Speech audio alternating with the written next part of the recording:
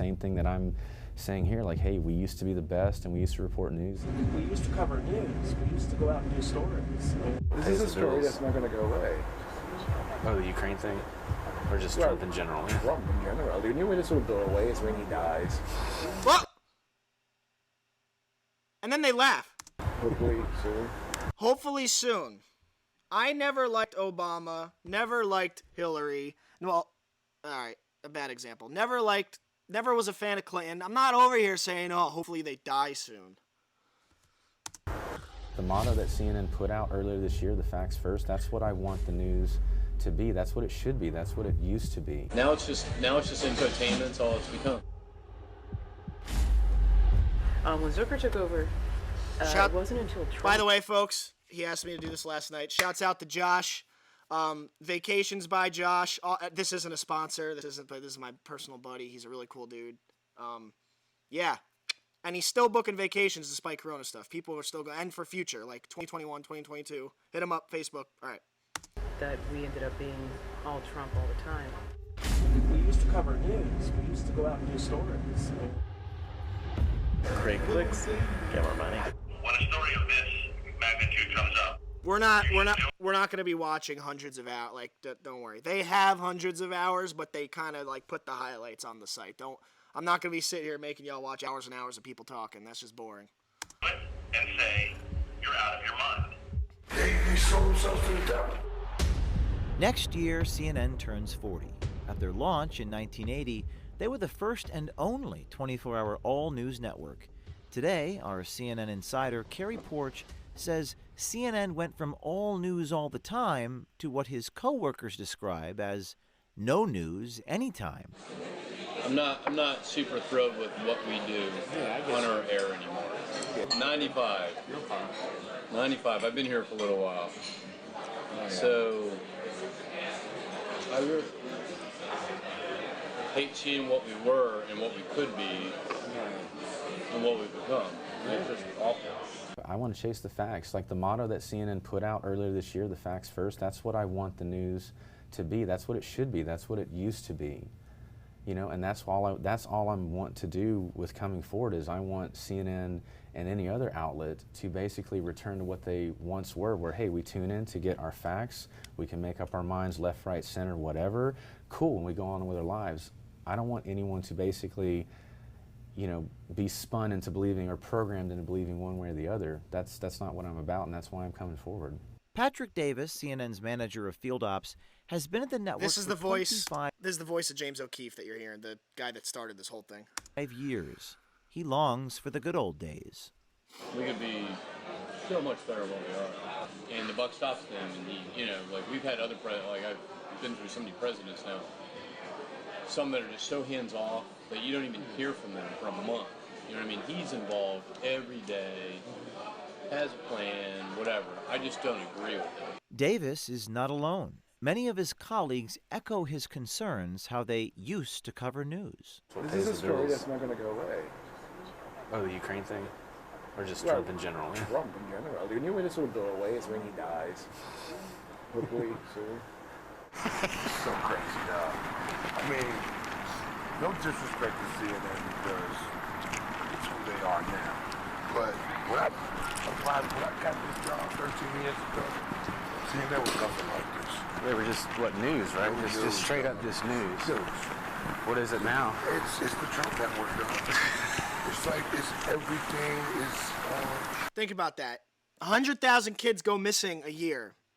And you barely hear about it. Unless there's a Netflix documentary because it's a weird conspiracy case, right?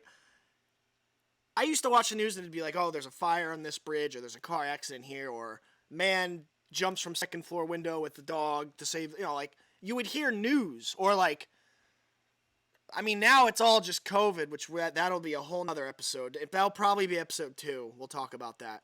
But it's just, it during the election and while he was president, it was just became this just ball of hatred that no matter what the man did, and we'll see that as we go on. They're not even thinking about anybody else. And these are employees at CNN. This isn't some guy walking down the street saying, hey, what do you think about CNN? Oh, heard the dirta. These are employees. They work there. They're admitting this on camera. themselves to the devil. It's sad because there's so much news going on out there, but they don't cover none of it. No, it's not All money, they do right? is because the sponsors want to pay. Or novel idea, we could let the news people decide the news and have the executives stay out of it. It's never going to happen. And the most powerful executive is CNN's president, Jeff Zucker. Oh, Our this, insider. bro. Let's keep watching. Who? The Trump Network, yeah. Secretly recorded a number of CNN's 9 a.m. editorial calls where Zucker unapologetically set the anti-Trump. If you guys got any questions about anything, shoot it in the comments, because towards the end I'll do like a Q&A type of thing. Agenda for his executive producers. And sorry to keep interrupting. I'm going to be live for a while, so if you got something to do, don't feel bad. But I'll probably... And this is going to get posted to YouTube. Excuse me. This is going to get posted to YouTube. I'm saving like mad copies of it, so don't worry. If Facebook takes me down, I ain't going nowhere. Managers. The border, the New York Times reporting, and the excerpts from Shears and Davis, the book Border Wars. Trump suggested shooting migrants in the legs in order to slow them down after they cross the southern frontier. He also called for a shutdown of the entire U.S.-Mexico border. And straight out of medieval lore, Trump suggested he wanted to build a water-filled trench stocked with snakes or alligators, prompting aides to seek a cost estimate. And embattled DHS Secretary Kevin McAleenan. I don't think we should move on so quickly from that story. Reminds me of like those cartoons. I missed it. What was that? The snakes and the I alligators. agree that the DHS head saying that he's lost control of his agency is actually a really good and important story. However, I don't think that we should move on from shooting migrants at the border in the legs and considering having, alligators and snakes in the boat. Come on. It's like, you forget the hot boiling fish. I know. So, my point here is, I know there's 7,000 impeachment stories, and I'm the one saying we should just stay on impeachment. But when a story of this magnitude comes up, and you can objectively say, you're out of your mind, you should do it and say, you're out. And now this is the president of CNN speaking. Zucker is saying, report the story because, quote, you can objectively say about Trump, quote, you're out of your mind, unquote. So within minutes from it coming from Jeff's mouth, it goes across the business. And I turned That's around him. That's James O'Keefe. And watched one of the hundreds of TVs on the floor, and I saw Joe Johns at the White House, covering the White House, and right on the chyrons, alligators Look at this. and moat. Look at this headline. This is on live TV. They're at the White House. I don't know. Joe, is the White House denying this happened? Well, they haven't said too much, but there's a lot going on. Patrick Davis says there was a time he used to listen to CNN's editorial rundown calls, but now he sees no point. I haven't listened to 9 a.m. call in about 15 years. Okay. I just stopped. Well, you obviously know what you're doing at this point, too. I can't listen to it. Yeah, it's all bullshit. It's all bullshit. It's all just a bunch of bullshit. And I wish that wasn't the case. You know what I mean? Davis believes the problem with CNN is their lack of transparency when it comes to their political leanings. He says while they portray themselves as middle of the road, it couldn't be further from the truth. All they gotta do is take an anchor and put them at the desk and tell the news. We're so busy trying to get appointment viewership. If you're just regular day in, day out telling the news, you're not going to compete with Fox or MSNBC because we don't, even though we're totally left-leaning, we don't want to admit it. It's like, it's David Axelrod interviewing B players, you know what I mean? And they did that, they hired him to do this because they're hoping they're going to get the first Obama interview. It used to be, it was kind of boring. It was very, like CNN, I'm not saying CNN is Yeah, boring, I get but it was you. very like packages and it was really just straight news. Just straight up news, right? Yeah, there wasn't as much opinion in panel and the same people. It was interviews, it was lots of foreign leaders, which was very That was cool. Really yeah. enjoyed that. We got to hear a lot more from the world. When Zucker took over, it wasn't until Trump that we ended up being all Trump all the time. He was very, he liked the panels. Okay.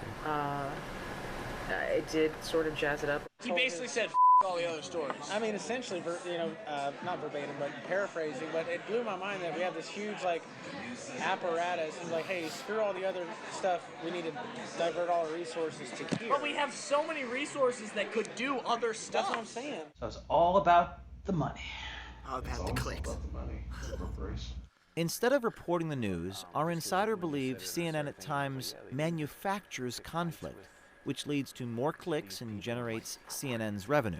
Well, because think about it, like I said, media, their purpose is to create, essentially they would say to tell the news, but in the process sometimes they try to create the news by either focusing on congressmen that have issues with the president and then trying to force the president to give a response to it. Sure. Making sure the top of the rundowns are always that one big feud, and that's rah rah rah rah rah rah rah rah. Exactly. And it's interesting. Well, it's to provoke conflict because conflict drives clicks. For example, Vice President Biden. So, you said this and this and this about your healthcare policy. Kristen Gillibrand criticized your policy. How do you respond to Senator Gillibrand? Yeah, something like that, right? Yeah. And that's not on accident, right? It's not on accident because, CNN says they want to portray the contrast, but really. That right there is an admission of altering the news to distort political opinions. Control, and then you have the power. Bias, folks. Bias. Dictionary.com. Bias. It's partly because conflict is what sells. Nobody wants to hear 1 minute canned statements. Gotcha. So, makes sense. Yeah. Yeah, it's great. It's like create clicks, get more money. Is that taught in journalism school now? I didn't even go to journalism school. It's called common sense school. True, absolutely, street smarts. Well, and you learn that in journalism school. We're supposed to be middle of the road. That's our job. Now it's just infotainment. That's all it's become. Right there. There is no true media news outlet. What do you think CNN needs to do to reform this behavior? Go back to their original mission. Where Patrick and Garber and all the other old guard people say what it used to be, and where news where this people of all political stripes came just to report the news, where we would tune in on airports and hotels and everything to it's got the red CNN in the TV. It's 100% accurate. Mm-hmm. We can trust it.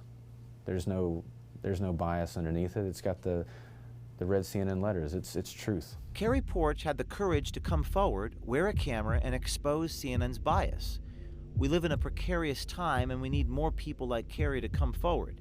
If you're on the inside of a big media organization or big tech or government and see something wrong, be brave. Do something. That's their motto. Be brave, do something. Project Veritas. That's true. For those of you watching, whether it doesn't have to be as big a company as Google, but if you got something sketchy going on, they're not going to, they're very secretive. It's like going to the FBI, they won't put you on camera if you don't want to. They won't tell them your name. They'll protect you. They'll keep everything anonymous no matter what. So if you want to, report something, head over to their website. Let's continue. Oh, so this kind of just covers what we just watched. Yeah. All right, next story.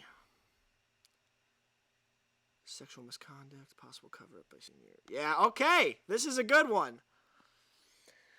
This just goes to show the complete privilege that the left has. Video exposes alleged, let me zoom in here so y'all can see it, sexual misconduct by CNN exec and possible cover-up by senior CNN management. Last week, Project Veritas began releasing hashtag expose CNN videos showing bias against the president, certain Dem candidates, as well as the dissatisfaction of several longtime employees with the network's current state. This guy, Rick Salibi, senior producer of The Lead with Jake Tapper, states Steve Brusk, CNN politics supervising producer, made advances on female employees during social gatherings and would put his arm around them, try and touch their leg, I'm sure a lot more. Salibi believes that Steve Bruck is protected by certain people, just like Epstein. That'll be another episode.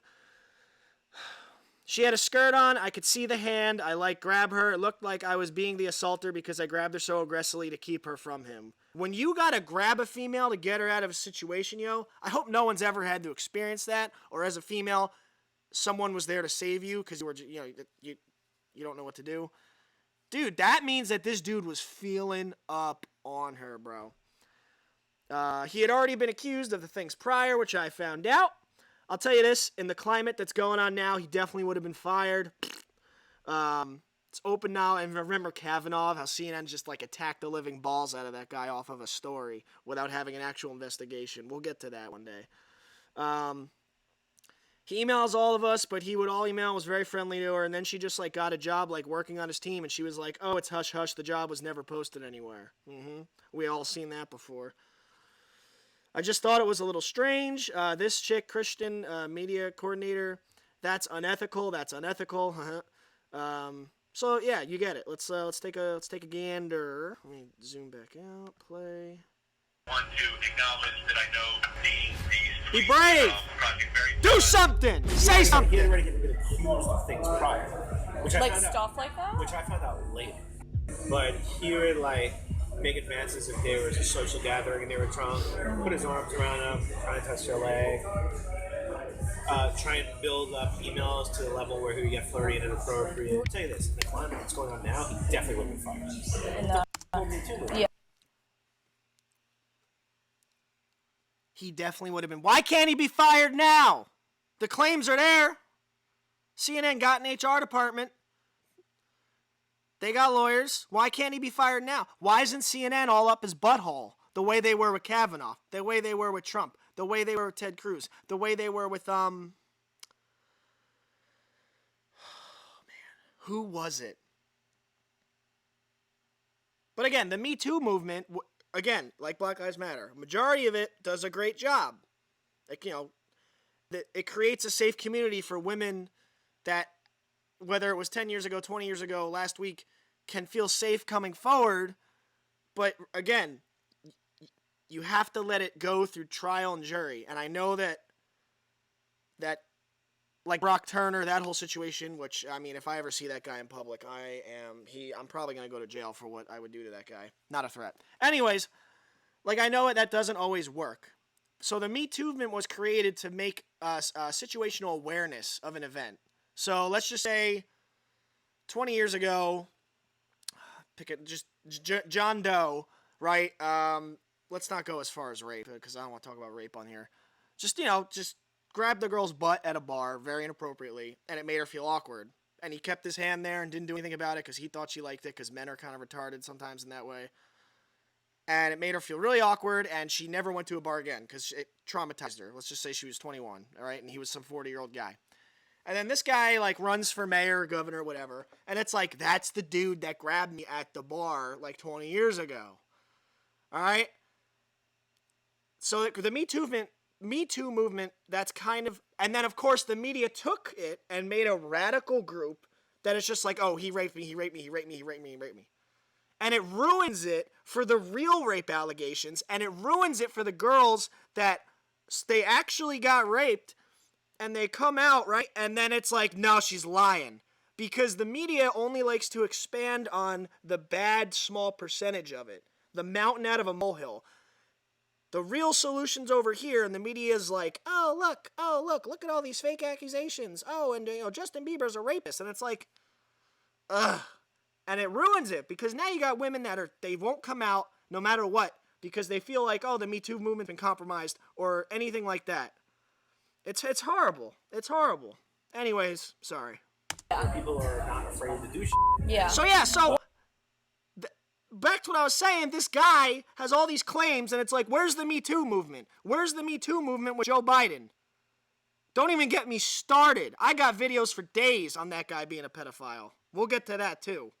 Why is he not fired, then?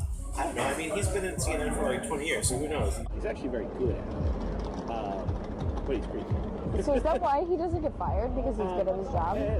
Partly, and he's protected by certain people that What do you mean? value him or like him. Okay. Like who? Like the other higher-ups there, you know. I don't know. This is not an unusual thing in companies. There's this girl who's 21. She's actually a good friend of mine. She had just gotten hired after being an intern. Oh, wow. And there was a going away party for a coworker, and we were all having a really good time. Yeah. She was very well liked. We were getting drunk. Yeah. He was at the party. She was drunk. Yeah.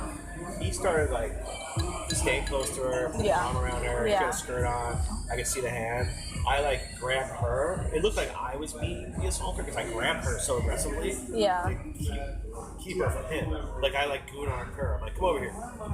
Because this is open knowledge. It's not like a Me Too thing. But there was this other girl who was like with NA, and I feel like we basically had the same level of experience. Sure. And a job just kind of like appeared out of nowhere, and it was never posted online. Oh, shit. And this girl like always worked pretty closely with Steve. Like all of us on the desk like would help Steve out with stuff. Yeah, of course. But this girl like worked pretty closely with him, and he would email her. I mean, he emails all of us, but like he would email her and like was very friendly to her. And then she just like got a job working on his team, and she was like, "Oh, it's hush hush. Like the job was never posted anywhere." Okay, what's his name?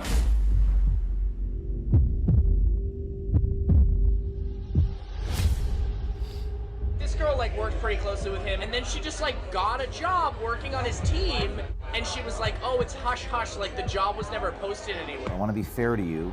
I want to ask for your comment because these people are making accusations about you. It's like trying to like touch her thigh. He had already been accused of things prior. I appreciate this. Any comment on President Trump's letter threatening to sue CNN? What about Steve Russ?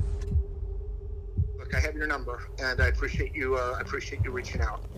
He's protected by certain people like the other higher-ups there. Last week, we released our expose on CNN and CNN President Jeff Zucker's, quote, personal vendetta, unquote, against Donald Trump. The report prompted a letter from President Trump's lawyer threatening to sue CNN. During our CNN investigation, we came across a very troubling story, and this one raised serious questions of CNN's upper management behavior. Could Jeff Zucker be turning a blind eye to this? Who does he work for? He like works for a political unit at CNN. Oh, okay. So like the entire political unit. Is he a producer or? He's not. He's some kind of political. I don't know what his title is. Political producer. And he kind of sends out. He confirms and sends out a lot of political news to like our email lists and stuff. No, he's not like an executive producer or a CEO or anything like that. But he would like make advances if there was a social gathering and they were drunk. Put his arms around them, try and touch their leg. Try and build up emails to the level where he would get flirty and inappropriate. What do you mean by that? Like, you mean an example? Like, just harassing money, basically. Like what? Like, ask him out, ask him to do this, ask him to do that, ask him to get dinner. But if there, say there was a party... Like, be really, like, sexy and promiscuous in the language? I don't know, I haven't seen the emails, but I know I saved a girl from basically at least an assault. Like, one night. Wait, you what? She was 21. He's 10 years older than me at least. So, like, there's this girl who's 21. She's actually a good friend of mine. She had just gotten hired after being an intern. Oh, wow. And How many times have we seen that? How many times have we seen that? I've seen that multiple times. There was a going away party for a coworker, and we were all having a really good time. Yeah. Because she was very well liked. We were getting drunk. Yeah. He was at the party. She was drunk. Yeah. He started like staying close to her, put his arm around her, she had a skirt on. I could see the hand. I like grabbed her. It looked like I was being the assaulter because I grabbed her so aggressively. Yeah. To keep her from him. Like I like goon armed her. I'm like, come over here. And I looked at him because I could flat. Like it was like, I wouldn't do it because then I'd be the one who got fired. But I could have thrown her through the bar window. But I just gave him a look like, if you look at her again, you're going to stop breathing. That's a good man.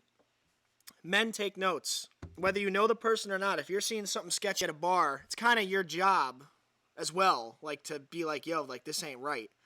maybe find her friends or ask her if she's okay, or tell a security guard if you don't want to get involved. Be like, yo, that dude over there's acting mad sketch. Keep your eye on him. I've done it. Every time I go to Asbury, there's something going on like that. And it's like everyone just like ignores it. Even females sometimes. Females, you too. Play your part. For a little while. Could literally save a life. You know, that kind of thing. So you thought that... So he did assault her, or you thought that... He would have absolutely been like getting a cab with me later. Yeah. Because she was drunk. Like, but he was like, he had his arm around her, and in a setting like any other time ever, they'd barely speak. But Yeah. he's like trying to like touch her thigh. And you could tell that she was like uncomfortable with. And and he had already been accused of things prior, which I Like found stuff out, like that? which I found out later. Oh, wow. I don't know the level of it.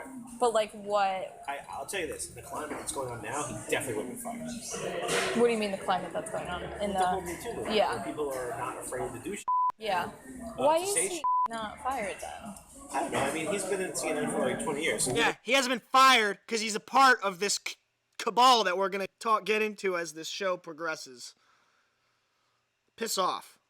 Oh my god, so he's like an old person. Yeah, so if you know, people got away with a lot. Look at Matt Lauer. People got away with a lot of shit. Yeah. Okay, what's his name? Steve Gross.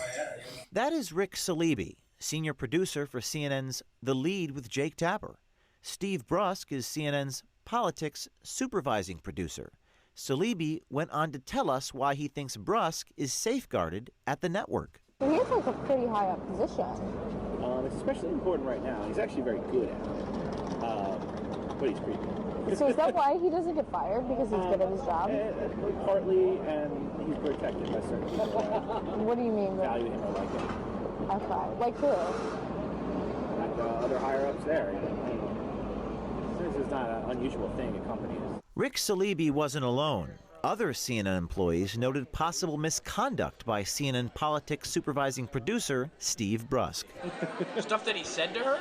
Like kind of like grabby type stuff or like creepy type shit. I was like, ooh.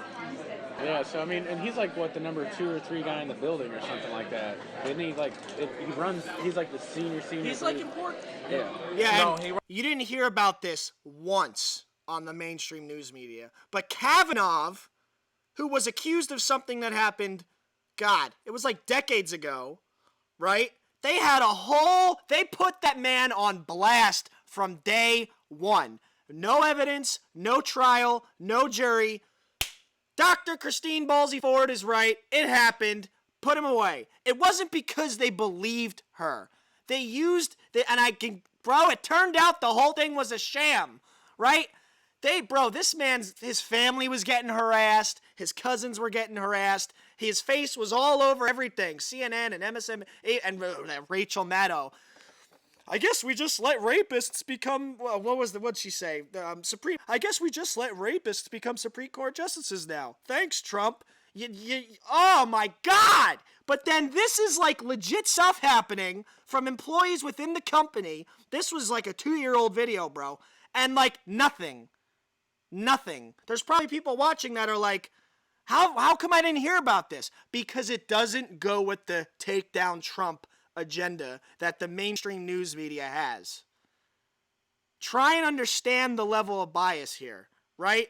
Imagine if, who's a Fox guy? Chris Tucker, right? Let's just say Chris Tucker, there's leaked footage of Fox employees doing this very thing, which there isn't. It would be the end of the world. The guy, before that judge goes guilty, he would be in jail or shot, or it would be horrendous. It would be everywhere. This guy is like number 3 at one of the biggest news companies ever. And nothing, we don't care. You wanna know why? Because it makes Trump look good.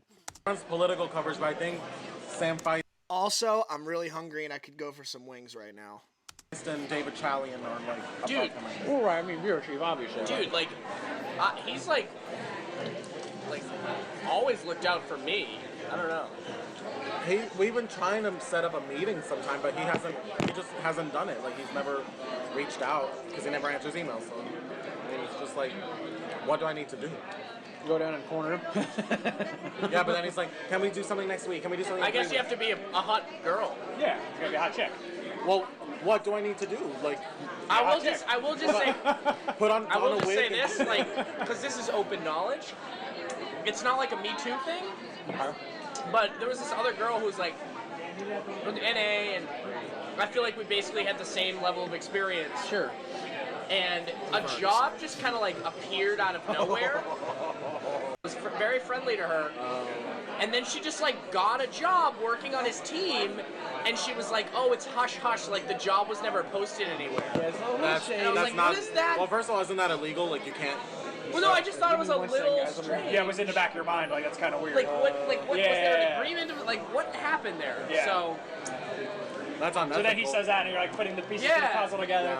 Yeah. That's unethical. like that, like I'm saying, that's open knowledge, but it just kind of like goes along with what he said. Because these allegations are so serious, we had to talk to Steve Brusk about the charges. Hey, Steve, this is James O'Keefe, Project Veritas.